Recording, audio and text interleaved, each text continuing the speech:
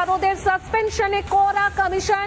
ERO এইআরও এর নামে FIR এর নির্দেশ কমিশনের নির্দেশ মানতে নারাজ রাজ্য। এফআইআর না হলে মুখ্য সচিবের বিরুদ্ধে আইনি পদক্ষেপ। ইআরও ও এইআরওদের নিয়ে অবস্থান একদম স্পষ্ট করে দিয়েছে কমিশন, সাসপেন্ড করার ক্ষমতা আছে। আর এই প্রসঙ্গে এর আগে মুখ্যমন্ত্রী মমতা বন্দ্যোপাধ্যায় ঠিক কি বলেছিলেন একবার শোনাই আপনাদের।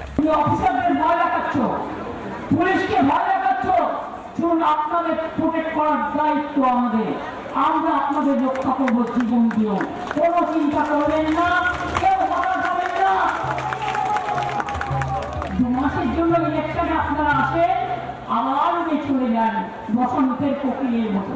এখন ইলেকশনের অনেক দেরি আছে, 8-9 মাস দেরি আছে।